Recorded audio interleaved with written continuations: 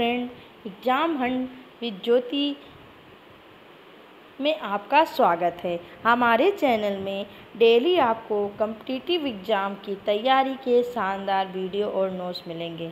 जैसा कि आजकल हम प्राथमिक स्तर का 1 से लेकर 5 का शिक्षक पात्रता परीक्षा यूपी टेट 2021 के लिए अभ्यास प्रश्न कराए जा रहे हैं। ये अभ्यास प्रश्न हमारा जो सीरीज़ है वो सिर्फ बेसिक शिक्षा परिषद पाठ्यक्रम पर ही आधारित है, ताकि आपको इसमें और साथ साथ हमने अभ्यास प्रश्न के साथ व्याख्यानात्मक उत्तर सहित आपको जो है हम बताएंगे, ताकि आपको वहाँ कहीं कन्फ्यूजन ना हो। और हम आज उसी के तहत आज हम पर्यावरण के 30 क्वेश्चन लेके आए हैं, जिसको हम एक एक करके कराएंगे और उसको व्याख्यानात्मक सहित जो है उत्तर हम आपको देंगे। तो चलिए पहला क्वेश्चन करते हैं। पहला क्वेश्चन हमारा क्या है?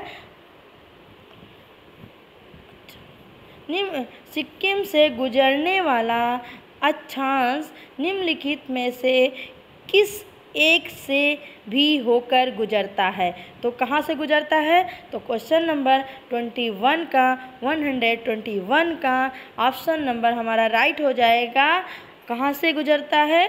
तो वो राजस्थान से। तो ऑप्शन नंबर ए जो है हमारा राइट हो जाएगा। ठीक है, आज राजस्थान से होकर गुजरता है। क्वेश्चन नंबर हमारा 122 है, बांग्लादेश में गंगा नदी को किस नाम से पुकारा जाता है? तो बांग्लादेश में जो है गंगा नदी को पद्मा नाम से पुकारा जाता है। थोड़ा सा इसके बारे में जान लेते हैं। ऐसा क्यों? जो हमारी गंगा नदी है वह हरिद्वार के मैदानी भागों में प्रवेश करती है और झारखंड की सीमा पर स्थित राजमहल की पहाड़ियों के उत्तर ओर प्रभावित होती है, मतलब बहती रहती है। और ये जो है जो पश्चिम बंगाल के फरफक्का नामक स्थान पर यह बंगाल देश में प्रवेश करती है, इसीलिए इसका नाम यहाँ पर पद्मा नाम से जाना जाता है। क्वेश्चन नंबर हमारा 123 है, उत्तरी गोलार्ध वर्ष का सबसे बड़ा दिन कौन सा है? तो कौन सा है? क्वेश्चन नंबर 123 का ऑप्शन नंबर बी सही हो जाएगा, 21 जून को। क्यों? क्योंकि उत्तरी गोलार्ध में 20 से 21 जून को वर्ष का सबसे लंबा दिन माना जाता है, जबकि दक्षिणी गोलार्ध में 21 और 22 दिसंबर को सबसे बड़ा दिन माना जाता है। क्वेश्चन नंबर हमारा 124 है, संविधान सभा के चुने हुए अस्थायी अध्यक्ष कौन थे? तो कौन थे? तो doctor Rajendra Prasad. Option number हमारा सी जो है राइट हो जाएगा, डॉक्टर राजेंद्र प्रसाद। चलिए थोड़ा सा इनके बारे में जान लेते हैं कि 19 दिसंबर 1946 को संविधान सभा का प्रथम बैठक की अध्यक्षता अस्थायी अध्यक्ष डॉक्टर सच्चिदानंद सिन्हा ने की थी। 11 दिसंबर 1946 को संविधान सभा के डॉक्टर राजेंद्र प्रसाद को जो है संविधान सभा का अस्थायी अध्यक्ष के रूप में निर्वाचित किया गया था। ठीक है, क्वेश्चन नंबर 125 है, निम्न में से किसका एक कथन है कि संविधान को संज्ञानात्मकता के तंग ढांचे में नहीं ढाला जाएगा? तो वो था ऑप्शन नंबर हमारा सही हो जाएगा सी बी आर अम्बेडकर। ठीक है, क्यों? थोड़ा सा इनके बारे में जान लेते हैं कि जो बी आर अम्बेडकर जी ने यह स्वीकार किया था कि संविधान को संज्ञानात्मकता के तंग ढांचे में नहीं ढाला गया है तथा यह एकीकृत और संज्ञानात्मक दोनों ही हैं। ठीक है, तो क्वेश्चन नंबर हमारा 126 क्या कहता है, जरा इसके बारे में जान लेते हैं। निम्नलिखित में से किसकी संतुष्टि पर भारतीय संविधान में मूल कर्तव्य शामिल किया गया था? तो ऑप्शन नंबर हमारा 126 का सी सही हो जाएगा। सी हमारा सही हो जाएगा, स्वर्ण सिंह समिति का। थोड़ा सा इसके बारे में जान लेते हैं।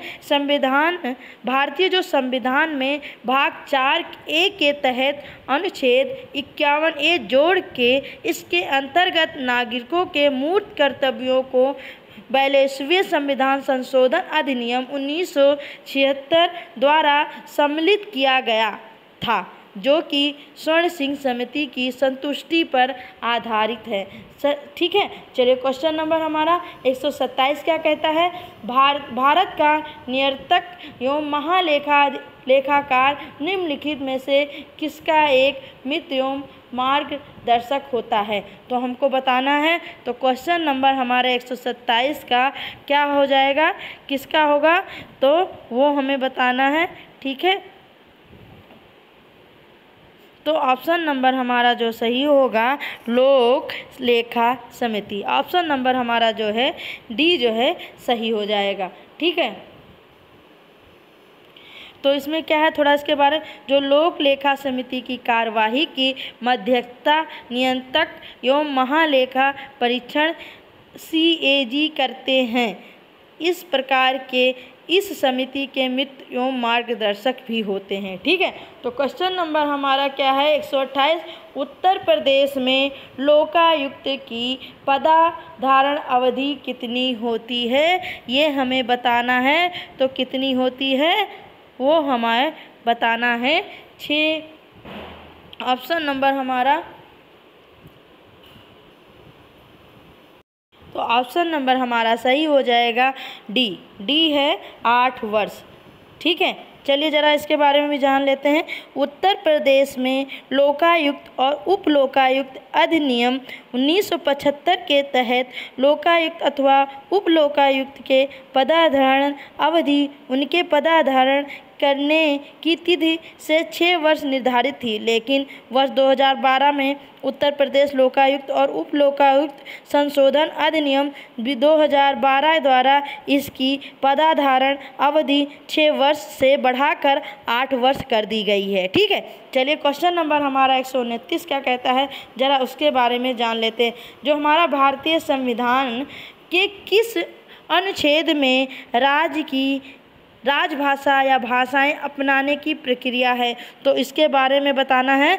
तो 345 ऑप्शन नंबर हमारा सी जो है राइट हो जाएगा। अनुच्छेद 345 के अंतर्गत राज्य की राज्यसभा या भाषाएं अपनाने की प्रक्रिया है।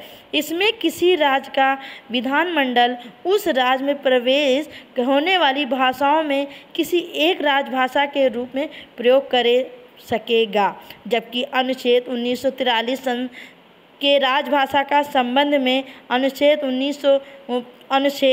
344 में राजभाषा के संबंध में आयोग तथा संसद की समिति का गठन तथा अनुच्छेद 346 में दो राज्यों के बीच पत्र की राजभाषा का प्रयोजन है। ये हमारे अनुच्छेद 345 में अंतर्गत जो है बताया गया था। ठीक है, चलिए क्वेश्चन नंबर हमारा 130 है। किस देश के राजनीतिक नेतृत्व में प्रिंसलिंग नाम से जाना जाता है? तो हमें क्वेश्चन बताना है किस नाम से जाना जाता है, तो वो किस नाम से जाना जाता है इसके बारे में हमें बताना है। तो कौन सा जाना जाता है, तो चीन जो है हमारा राजनीतिक नेतृत्व को प्रिंसलिंग के नाम से जाना जाता है। ऑप्शन नंबर सी हमारा राइट हो जाएगा। ठीक है, चीन के राजनीतिक नेतृत्व को प्रिंसलिंग नाम से जाना जाता है क्योंकि शासक कम्युनिस्ट पार्टी में पदानुक्रम में सर्वोच्चतम निर्धारण होती है। ठीक है, चलिए क्वेश्चन नंबर हमारा क्या है, क्वेश्चन नंबर आगे देखते हैं हमारा क्या है।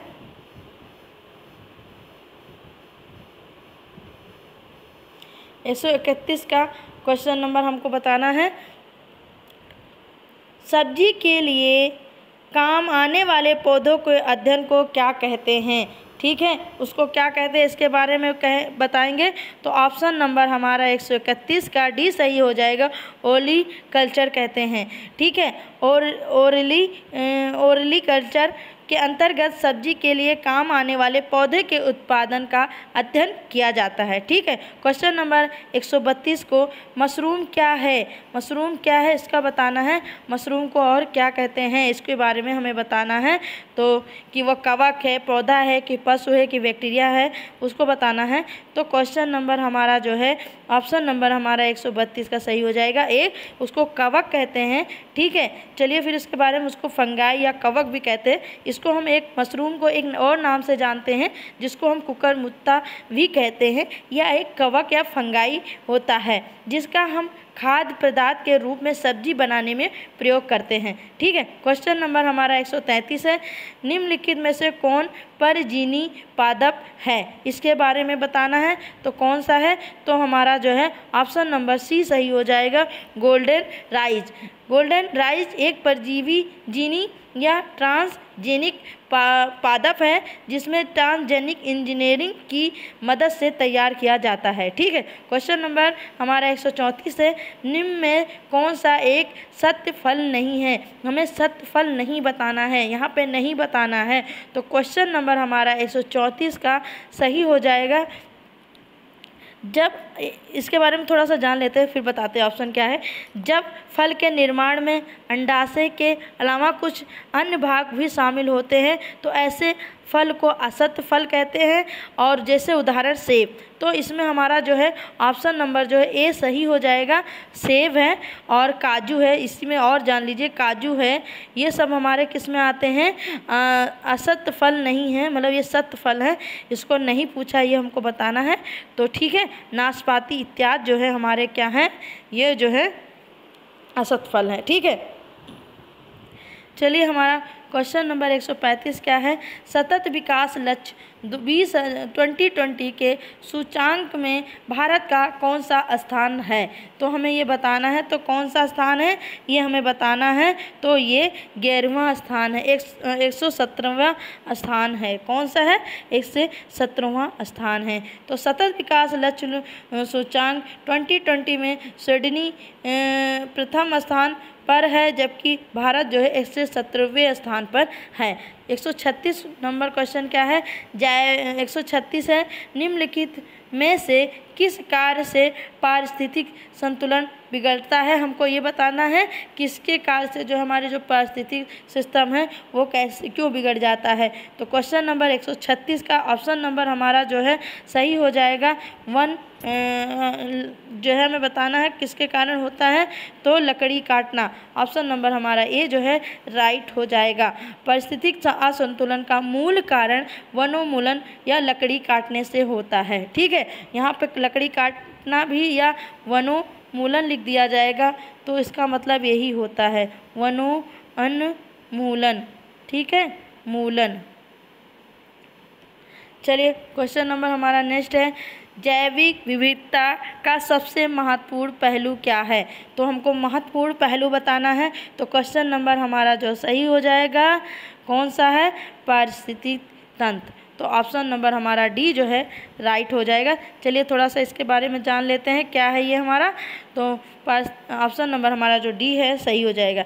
जैविक विविधता का सबसे महत्वपूर्ण पहलू पारिस्थितिक तंत्र का निर्वहन है। यह कार्य विभिन्न स्तरों पर किया जाता है। जैविक विविधता आनुवंशिक जाति समुदाय या पारितंत्र के स्तर में विभिन्न प्रकार के कार्य करने का पारिस्थितिक तंत्र का निर्वहन करती है। ठीक है, क्वेश्चन नंबर हमारा 137 का ऑप्शन नंबर हमारा डी राइट हो जाएगा। क्वेश्चन नंबर हमारा 138 है, वैश्विक उष्मायन के फलस्वरूप निम्नलिखित में से किसकी बारंबारता और प्रजनटता बढ़ जाती है। तो हमें बताना है किसकी, 138 का ऑप्शन नंबर हमारा जो है सही हो जाएगा। कौन सा,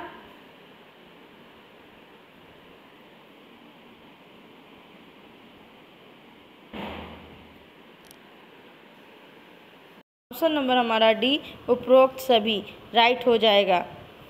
ठीक है, क्वेश्चन नंबर हमारा 139 है, ओजोन परत संरक्षण दिवस मनाया जाता है, कब मनाया जाता है। इस तरह के क्वेश्चन ज़रूर पूछे जाते हैं, तो आप सारे जितने दिवस हैं वो आप याद कर लीजिए। और हमने सोचा है कि इसके लिए एक हम स्पेशल जो है वीडियो बनाएंगे जिसमें सारे दिवस का हम एक ही वीडियो में बना के आपको जो है आप डाल देंगे। आप हमारे प्लेलिस्ट में जाके इसको देख सकते हैं। चलिए, ओजोन परत संरक्षण दिवस कब मनाया जाता है, तो हमें बताना है। तो कब मनाया जाता है, तो कितने तारीख को मनाया जाता है, 16 दिसंबर को मनाया जाता है। तो इसका ऑप्शन नंबर हमारा जो है ए राइट हो जाएगा। ठीक है, वर्ष 1994 में संयुक्त राष्ट्र महासभा के प्रति वर्ष 16 दिसंबर को अंतर्राष्ट्रीय ओजोन दिवस परत या संरक्षण दिवस के रूप में मनाने की घोषणा की गई थी। वर्ष 2020 के विश्व ओजोन दिवस का मुख्य विषय 13 year of ozone layer protection था। ठीक है, तो चलिए आगे देखते हैं। क्वेश्चन नंबर हमारा जो है 140 क्या कहता है, निम्नलिखित में से कौन सा या कौन सी संस्था पर्यावरण से संबंधित नहीं है। तो यहाँ नोट करने वाला है वो हमसे नहीं पूछ रहा है, उसके तहत हम जो है इसको ऑप्शन क्वेश्चन करेंगे। तो 140 का कौन सा सही हो जाएगा। तो भारतीय जो सर्वेक्षण विभाग है, विज्ञान और प्रौद्योगिकी विभाग और जो है अधीन राष्ट्रीय सर्वेक्षण और मानचित्र के लिए भारत सरकार को एक प्रचितम विभाग है। इसके लिए जो है इसकी जो वो बनाया गया था वो उसका संबंध पर्यावरण से नहीं था। तो ऑप्शन नंबर हमारा क्या सही हो जाएगा। तो ऑप्शन नंबर हमारा सही होगा भारतीय राष्ट्रीय तो ऑप्शन जो है क्वेश्चन नंबर हमारा ऑप्शन नंबर जो है डी राइट हो जाएगा, भारतीय सर्वेक्षण विभाग। ठीक है,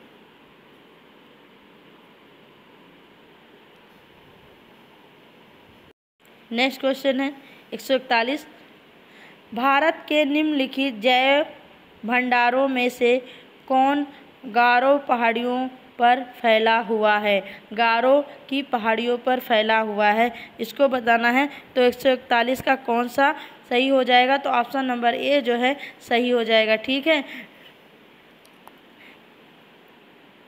नौकरेंग जैव भंडारण गारो की पहाड़ियों पर फैला हुआ है, जबकि अगस्त्यामलाई पश्चिमी घाट पर दिहांग दबंग अरुणाचल प्रदेश से अपर सियांग, पश्चिमी सियांग व दिबांग घाटी में फैला हुआ है तथा नदी देवी उत्तराखंड में है। तो ठीक है, नंदा देवी जो है हमारी उत्तराखंड में है। ये थोड़ा सा हमने ज़्यादा बता दिया है। क्वेश्चन नंबर हमारा है नेक्स्ट है क्वेश्चन नंबर 142। चिरार वन जीव विहार अवस्थित है, कहाँ वह अवस्थित है हमें बताना है। तो वो केरल में अवस्थित है। तो ऑप्शन नंबर हमारा जो है बी सही हो जाएगा। क्वेश्चन नंबर 143 है। भोपाल में न्यूरियन कार्बोडाई फैक्ट्री में जो गैस रिस गई थी वो कौन सी थी, इसको हमें बताना है। तो ऑप्शन नंबर हमारा सही हो जाएगा 143 का ऑप्शन नंबर हमारा मिथाइल आइसोसाइनाइड। ये हमारा डी सी जो है ऑप्शन सही हो जाएगा। ठीक है, क्वेश्चन नंबर 144 है। विटामिनों के बारे में निम्नलिखित में से कौन सा कथन सही है, ये बताना है। तो कौन सा सही, इसके बारे में थोड़ा सा हमको बताना है। तो ऑप्शन नंबर 144 का सही हो जाएगा। तो विटामिन ए, डी, के तथा के वसा में घुलनशील होती है, जबकि विटामिन बी और सी जो है जल में घुलनशील होती है। ठीक है, तो इसके हमें बताना है कौन सा कथन सही नहीं है, बताना है। तो चलिए देखते हैं कौन सा कथन सही नहीं, इसके बारे में हमको बताना है। ऑप्शन नंबर डी जो है हमारा राइट हो जाएगा, डी विटामिन के जल में घुलनशील विटामिन है। ठीक है, चलिए आगे देखते हैं। 145 है। मानव आहार में पॉलिश किए हुए चावल के उपयोग में से निम्नलिखित कौन सा रोग हो जाता है। तो हमको बताना कौन सा रोग हो जाता है। तो 145 का ऑप्शन नंबर हमारा सही हो जाएगा, बेरी रोग हो जाता है। ऑप्शन नंबर डी जो है राइट हो जाएगा। 5 फरवरी 2021 के मध्य राष्ट्रीय जनजातीय पर्व आदि महोत्सव कहाँ आयोजित किया जाता है, इसके बारे में बताया जाएगा। तो वो जो है कहाँ मतलब मनाया जाता है, इसको बताएंगे। तो वो ऑप्शन नंबर हमारा कौन सा सही, ए राइट हो जाएगी, नई दिल्ली में मनाया जाता है। ठीक है, क्वेश्चन नंबर 147 है। जनवरी 2021 में राष्ट्रीय स्वास्थ्य प्राधिकरण ने किसे आयुष्मान भारत या प्रधानमंत्री जन आरोग्य योजना के नए मुख्य कार्यकारी अधिकारी के रूप में नियुक्त किया था, उसके बारे में बताना है। तो क्वेश्चन नंबर 147 का कौन किया था? तो RS शर्मा जी हैं। तो ऑप्शन नंबर हमारा जो है डी राइट हो जाएगा। ठीक है, तो चलिए इनके बारे में थोड़ा सा जान लेते हैं। जनवरी 2021 में ट्राई के पूर्व अध्यक्ष RS शर्मा राष्ट्रीय स्वास्थ्य प्राधिकरण NHA के द्वारा कार्यान्वित किए जाने वाले आयुष्मान भारत योजना के नए मुख्य कार्यकारी अधिकारी CEO नियुक्त हुए। इस पद पर वह इंद्र भूषण का स्थान लेंगे। ठीक है, चलिए क्वेश्चन नंबर 148 का है 48 है, विश्व रेडियो दिवस कब मनाया जाता है? तो हमें बताना है रेडियो दिवस कब मनाया जाता है। तो ऑप्शन नंबर 148 का सही हो जाएगा 10 फरवरी 2021 को मनाया जाएगा। ठीक है, विश्व रेडियो दिवस मनाया जाएगा। जो है 13 फरवरी 13 फरवरी को मनाया जाता है। 13 फरवरी 2021 को संपूर्ण विश्व में विश्व रेडियो दिवस मनाया जाएगा। वर्ष 2021 में इस दिवस का मुख्य विषय जो होगा theme new world new radio है। ठीक है, चलिए क्वेश्चन नंबर हमारा 139 है। 10 फरवरी 2021 आयत रेजेंसी होटल मुंबई में संपन्न फेमिना मिस इंडिया 2020 का खिताब किसने जीता था? हमको ये बताना है किसने जीता था। तो क्वेश्चन नंबर ऑप्शन हो जाएगा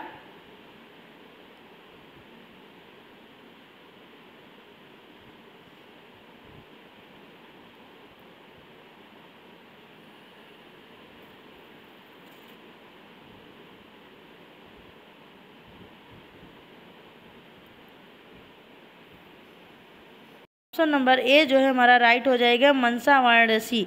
ठीक है, तो ये जो है थोड़ा सा जान लीजिए। 10 फरवरी 2021 को फेमिना मिस इंडिया 2020 सौंदर्य प्रतियोगिता का आयोजन आयत रेजिडेंसी होटल मुंबई में संपन्न हुआ। इस प्रतियोगिता में मनसा वाराणसी ने फेमिना मिस इंडिया 2020 का जो है क्या किया था, खिताब जीता था। 150 है, देश की पहली भूतापीय बिजली परियोजना कहाँ स्थापित की गई थी? तो हमें ये बताना है कहाँ स्थापित की गई थी। इसके बारे में चलो इसके बारे में थोड़ा सा हम जान लेते हैं। फरवरी 2020 प्रकाशित रिपोर्ट के अनुसार देश में पहली भूतापीय परियोजना पूर्वी लद्दाख के पूर्वी गंगा में स्थापित की गई थी। मूगा गांव में स्थापित की गई थी। तो ऑप्शन नंबर ए सही हो जाएगा। अगर आपको हमारी वीडियो पसंद आती है लाइक करिए, सब्सक्राइब करिए, शेयर करिए। Thank you.